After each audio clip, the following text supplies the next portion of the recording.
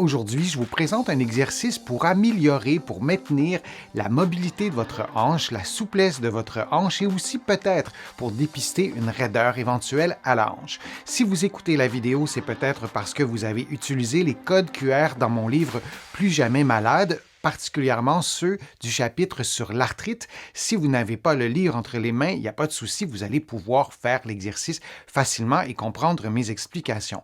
La hanche, c'est une articulation qui est complexe.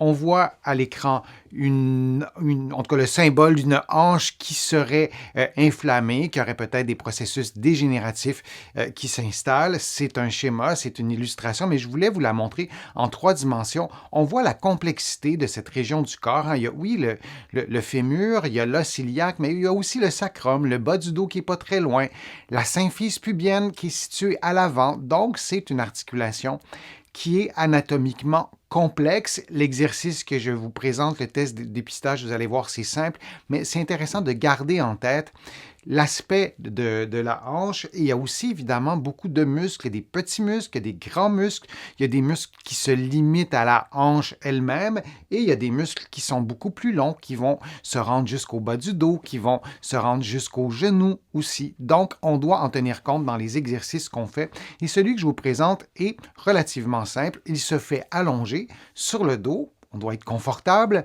idéalement sur un tapis de yoga plutôt qu'un gros matelas. Et on garde les plantes, on est donc allongé sur le dos, je vous l'ai dit, on garde les plantes des pieds l'une face à l'autre. On fléchit les genoux et les talons relativement près des fesses. Et ce qu'on doit faire, vous le voyez, c'est laisser lentement les genoux tomber vers le sol jusqu'à la limite de sa mobilité tout en maintenant le bassin à l'horizontale. Et vous le voyez, les plantes des pieds l'une face à l'autre. Alors, vous voyez, c'est un exercice qui est simple. On peut faire 10 mouvements, prendre une pause, faire 3 séries. Donc, on peut faire l'exercice de cette façon-là pour maintenir la mobilité ou peut-être en gagner. Lorsqu'on descend les genoux, comme vous avez vu, on s'assure d'aller le plus loin possible, mais on reste dans une amplitude qui est normale pour soi. Donc, s'il y a une raideur qui est présente, on ne va pas pousser dans la raideur et se blesser. On va jusqu'à la mobilité complète. Vous allez trouver sur ma chaîne des exercices de contract relax pour assouplir ces muscles-là. Vous allez pouvoir les trouver facilement en utilisant la petite loupe, l'outil de recherche sur ma chaîne YouTube. Mais l'exercice que je vous présente, c'est un mouvement, disons, de va-et-vient. On descend les genoux et on les remonte. On peut modifier l'exercice en éloignant un peu les pieds des fesses ou en les rapprochant. Vous allez voir, ça travaille différemment. Et on revient à la position de départ. On peut garder la position quelques secondes. Je vous le dis souvent dans mes vidéos, je vous montre l'exercice et c'est un peu l'idée aussi du livre que vous ayez des codes QR pour voir l'exercice en vidéo plutôt que seulement des photos. Mais l'objectif, ce n'est pas de reproduire exactement ce que moi je fais parce que j'ai ma propre mobilité, vous avez la vôtre. Peut-être qu'elle est asymétrique, votre mobilité des hanches. Vous devez respecter votre propre morphologie. Une erreur qu'on voit fréquemment chez nos patients, c'est de voir le mouvement d'éloignement des genoux, comme vous le voyez, et en même temps, on observe, vous l'avez vu un petit peu, un mouvement du bassin. Mais on observe parfois un gros mouvement du bassin, on observe une rotation. Donc, les genoux descendent et en même temps, le bassin se tourne pour plein de raisons, par habitude, parce qu'il y a une raideur à la hanche, parce qu'on a déjà eu une douleur au dos. La liste est longue, mais la résultante, c'est que le bassin va faire une rotation. On ne veut pas ça.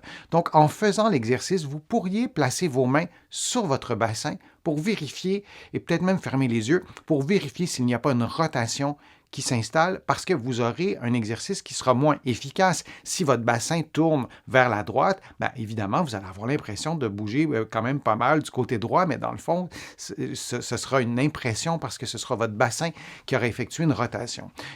On peut faire l'exercice aussi de différentes façons. Je vous l'ai dit, en éloignant les talons des fesses et en les rapprochant. Mais on peut aussi faire l'exercice unilatéralement.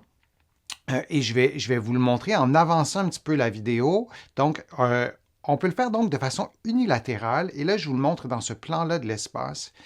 On garde c'est la même position de départ, mais on place la cheville sur le genou opposé, comme vous voyez. Et on va le plus bas possible, encore une fois, selon sa propre mobilité. Donc, c'est le même exercice du papillon, mais de façon unilatérale. Je vais mettre la vidéo à pause et quand je vous dis de vérifier qu'il n'y a pas de rotation du bassin, dans cette position-là, vous auriez pu mettre vos mains sur votre bassin pour vérifier s'il n'y a pas une rotation.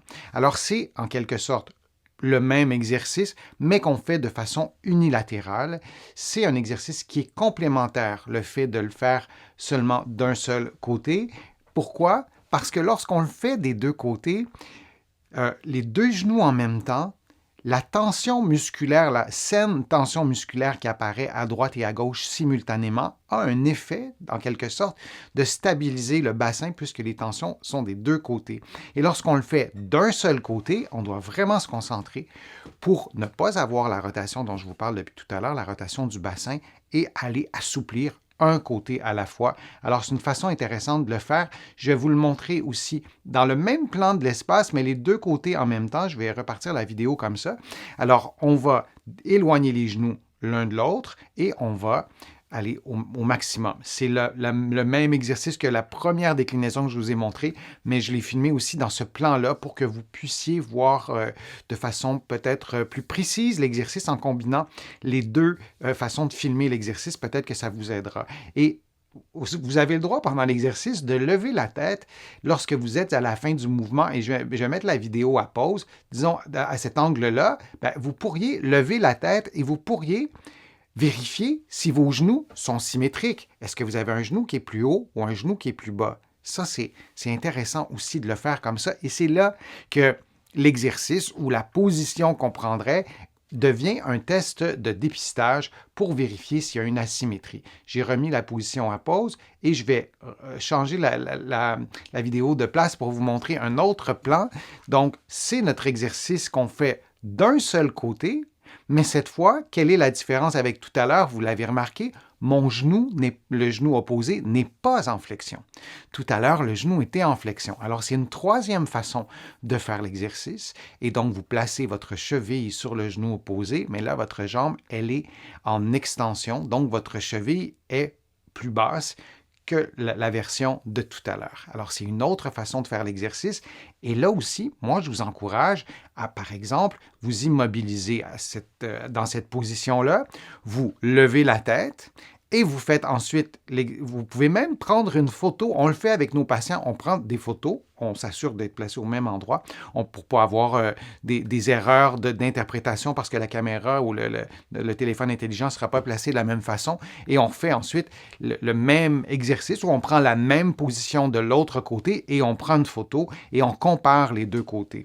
Alors, on peut le faire comme dépistage et si vous observez une asymétrie, il faut savoir pourquoi. Il y a toujours une raison qui explique l'asymétrie. Et moi, je vous invite, si vous observez une asymétrie et vous ne l'aviez jamais décelée par vous-même, de consulter un professionnel de la réadaptation. Ici, un physiothérapeute. De l'autre côté de l'Atlantique, un kinésithérapeute. Et si ma vidéo pouvait servir à ça, à dépister un début de raideur à la hanche, peut-être qu'on pourra prévenir des complications. Peut-être qu'il y a un début, et je dis bien peut-être, un début d'arthrose à la hanche. Là, ce que je vous montre, ça ressemble plus à une fracture que de l'arthrose, mais l'idée, c'est de vous montrer la hanche en 3 dimensions avec un processus inflammatoire qui s'installe, mais peut-être que cette asymétrie-là sera une façon de dépister un début de problème et en intervenant en amont, peut-être qu'on parviendra à limiter, entre guillemets, les dégâts et que vous puissiez maintenir l'ossature dans un meilleur état possible et vos capacités fonctionnelles. Donc, le dépistage, c'est absolument fondamental. À mon sens, on devrait le faire beaucoup plus souvent, mais c'est un début de cette vidéo-là. Mais c'est aussi un exercice. Donc, les 3 déclinaisons que vous avez vues, vous pouvez les faire chacune d'elles en exercice. Vous faites environ 10 mouvements, vous faites 2 séries ou 3 séries si vous le souhaitez. Et si vous le désirez, vous combinez ces exercices à d'autres exercices pour le genou, pour la hanche, pour le bas du dos. Et vous pouvez aussi faire l'exercice sur un petit banc. Donc, vous le faites en position assise. Vous laissez descendre vos genoux chaque côté. C'est le même exercice. Les plantes l'une face à l'autre et vous faites le même exercice.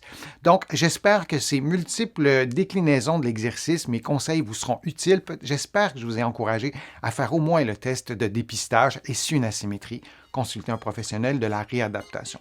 Alors, je vous dis à une prochaine fois, à une prochaine vidéo.